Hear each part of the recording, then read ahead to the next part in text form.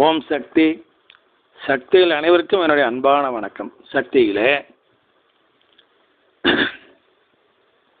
அம்மா அவர்கள் எத்தனையோ பக்கம் மன்றங்களை ஆரம்பித்து நடத்திக்கிட்டு வர்றாங்க. நம்ம சக்திகள் எல்லாம் கிட்டத்தட்ட 50க்கும் மேற்பட்ட சக்தி பீடங்களும் இயங்கி கொண்டு இருக்கின்றது. எல்லாமலேயுமே பக்தர்கள் போய் அம்மாவை கும்பிட்டு நலம் பெறுறாங்க. புதுசாக வர்ற பக்தர்கள் தட்டு தடுமாறி வந்து அறகுறை நம்பிக்கை அலங்காமல் அந்த குழந்தைக்கு பயந்துக்கிட்டு உள்ள பள்ளிக்கூடத்துக்கு வருமே, அந்த மாதிரி வந்து பார்த்து அப்புறம் பழகி அப்புறம் அவங்களுமே நல்ல பக்தர்களாக தொண்டர்களாக மாறுறாங்க. ஆனால் இந்த ஏற்கனவே இருக்கிற பக்தர்கள், அதாவது சீனியர்ஸ் அப்படி சொல்லிக்கிறீங்களா, சீனியர்கள், நான் 20 வருஷமாக அம்மாக்கிட்ட போயிட்டுருக்கிறேன், 30 வருஷமாக அம்மாக்கிட்ட போயிட்டுருக்கிறேன், 40 வருஷம் அம்மாக்கிட்ட போயிட்டுருக்குன்னு சொல்லிட்டுருக்காங்களா, இவங்கெல்லாம் வந்துங்க எப்படி இருக்கணும் அப்படிங்கிறத பற்றி கொஞ்சம் பேசலாங்க.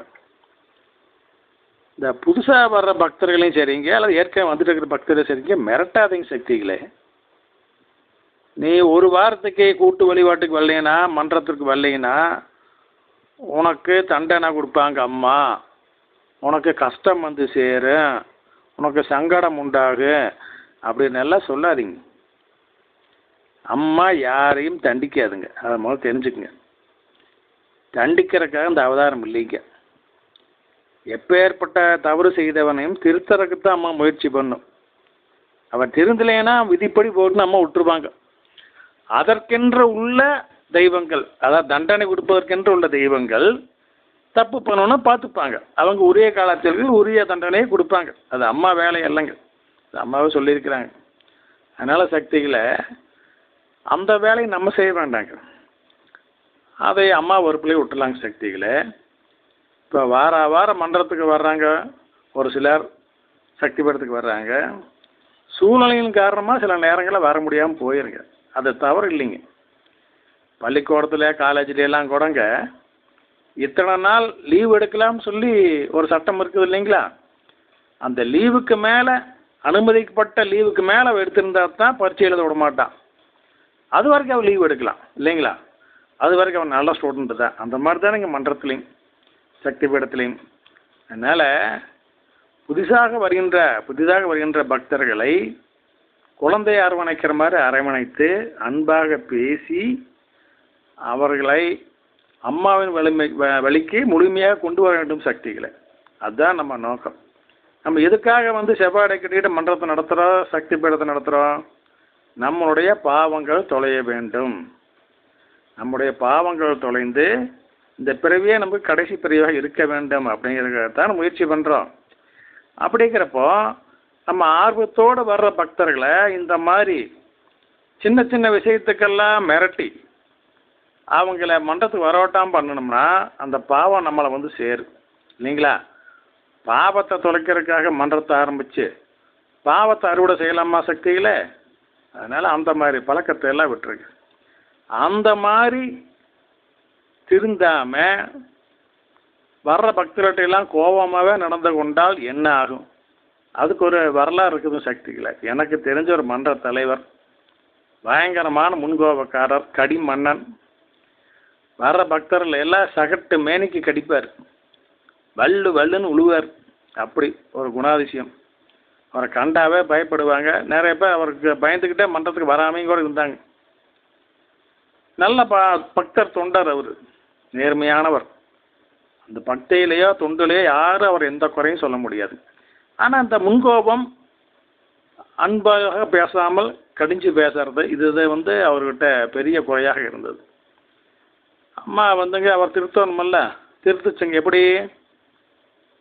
அவருடைய பையன் 10ஆம் கிளாஸ் படிச்சுக்கிட்டு இருந்தானுங்க. நல்ல பையன், ஒழுக்கமான பையன், அம்மாவுடைய பக்தன். திடீர்னு பள்ளிக்கூடம் போக மாட்டேன் அப்படின்னு ஸ்ட்ரைக் பண்ணிட்டான். அது மட்டும் இல்லை, கெட்ட நண்பர்களோடு சேர்ந்து தவறான வழியிலையும் போக ஆரம்பிச்சிட்டான். பெத்த மனசை என்ன பண்ணு பாடுபடுங்க. நேராக அந்த தலைவர் அம்மாட்ட வந்தார். பாத பூஜையில் அம்மாட்ட முறையிட்டார். அம்மா, என் மகன் இப்படியெல்லாம் பண்ணுறானம்மா அப்படின்னு. அம்மா சொன்னாங்க, அதுக்கு பரிகாரம் என்ன? மன்றத்தில் வழிபாட்டுக்கு வர சக்திகிட்ட அன்பாக நடந்துக்கோ, அவங்கள கடிக்காத. நீ கோபமாக பேசி அவங்கள விரட்டுற காரணத்தினால தான் அந்த வினை இந்த மாதிரி பையனை தாக்கி இருக்குது. இனிமேல் பக்தரிடம் அன்பாக நடந்துகொள், எல்லாம் சரியாக போகும்னு சொன்னாங்க. அதே மாதிரி அவர் அன்றிலிருந்தே அந்த முன்கோபத்தையும் கடிந்து பேசின்னு விட்டுட்டாருங்க. அடுத்த சில வாரங்களே பாருங்கள் என்ன மாற்றம் நடக்குது அப்படின்னா, அவருடைய பையன் பள்ளிக்கூடம் போக மாட்டேன்னு சொன்ன பையன் இப்போ பள்ளிக்கூடம் போக ஆரம்பிச்சிட்டான். கெட்ட நண்பர்களுடைய சாவகாசத்தில் விட்டுட்டான். பழையபடி நல்ல பையனாக இருக்கிறான். இப்போ பார்த்தீங்களா சக்திகளே, ஆர்வத்தின் காரணமாக நம்மை அறியாமல் நாம் கடுமையாக நடந்து கொள்வது எவ்வளவு பெரிய விளைவுகளை ஏற்படுத்துகின்றது என்று பார்த்தீர்களா? அதனால் நம்மளும் அந்த மாதிரி வலையில் சிக்கக்கூடாத சக்திகளை, அதுக்காக சொல்கிறோம் சக்திகளை. அது மட்டும் இல்லைங்க, ஒரு வாரம் மன்றத்துக்கோ சக்தி பீடத்துக்கோ போகலைன்னா என்ன ஆகு? வாரம் போயிட்டுருக்கிறப்போ கூட்டு வழிபாட்டில் கலந்து கொண்டா மன்றத்துக்கு போனால் அதுக்கு ஒரு பலன் நம்ம கொடுக்குறாங்க. ஒரு வாரம் போகலை அப்படின்னா அந்த வாரத்துக்கு உண்டான பலன் உனக்கு கிடைக்காது, அவ்வளோதான். வேற ஒன்றும் பெரிய பாதிப்பெல்லாம் ஏற்படாது சக்திகளை. அடுத்த வாரம் நம்ம போயிடலாம். நம்மளுக்கு நேரம் இருந்து போகக்கூடிய வாய்ப்புகளும் இருந்து வேண்டுமென்றே மன்றத்திற்கு போகாமல் புறக்கணித்தால் அல்லது என்டர்டெயின்மெண்ட்டில் ஈடுபட்டால் அது தவறு. மற்றபடி மன்றத்திற்கு போக வேண்டும் என்ற நினைப்பும் செயலும் ஒன்றாக இருந்தும் சூழ்நிலையின் காரணமாக போக முடியாமல் போச்சுன்னா அது தவறு இல்லைங்க புனித சக்தியில். அதனால் இது எல்லோரும் கவனத்தில் கொள்ள வேண்டும் சக்திகளே. இதற்கு மேலும் உதாரணம் சொல்கின்றேன்.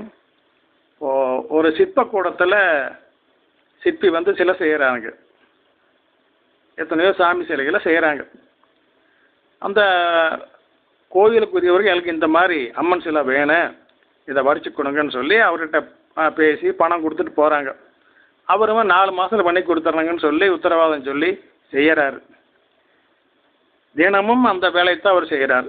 அந்த சிலையை செதுக்கும் வேலையைத்தான் நல்லா கண்ணும் கருத்துமாக செய்கிறாரு. இடையில் அவருக்கு சொந்த சோழியும் வருது இல்லைங்களா? அவர் கல்யாண காட்சிக்கு போவார், உறவினர்களுடைய ஈமக்கிரைக்கு போவார், எத்தனையோ விஷயங்கள் சொந்த காரியத்துக்கும் போவார். அப்போல்லாம் அவர் அந்த சிற்பி வேலையை செய்ய மாட்டார், சிலை செதுக்கும் வேலையை செய்ய மாட்டாமல் லீவ் போட்டுருவார். அப்புறம் தன் சொந்த சோழியெல்லாம் முடிச்சுட்டு மறுபடியும் சிலை செதுக்க ஆரம்பிப்பார், விட்ட இடத்துலேருந்து ஆரம்பிப்பார். இப்போ இந்த 4 மாதம் பேசின கால அவகாசம் தாண்டி 6 மாதம் 8 மாதம் கூட ஆயிருங்க. இப்படி கடைசியில் முழுமையாக முடிச்சு கொடுத்துடுவார். அதற்கு பின்னால் சிலையை அந்த சம்மந்தப்பட்டவங்க எடுத்துகிட்டு போய் கோயிலில் வச்சு கும்பாபிஷேகம் பண்ணி அதை வழிபடும் தெய்வமாக மாற்றுறாங்க இல்லைங்களா? அதில் தெய்வ சக்தி குடிகொண்டு உள்ளது இல்லைங்களா? இப்போ நம்ம எல்லாரும் போய் கும்பிட்டு அதுக்கிட்ட நம்ம அருளை வாங்கிக்கிறோம். அதனால் சக்திகளை அந்த இடைவெளி விட்டு மன்றத்திற்கு வருவதால் நமக்கு கிடைக்கக்கூடிய பலன் கொஞ்சம் தள்ளி போகலாம், கொஞ்சம் காலதாமதம் ஆகலாம், அவ்வளோதானா ஒழிய அது பெரிய தண்டனையெல்லாம் கண்டிப்பாக அம்மா தரவே மாட்டாங்க. அந்த மாதிரி யாரும் பயப்பட வேண்டாம் சக்தியில். ஓம் சக்தி.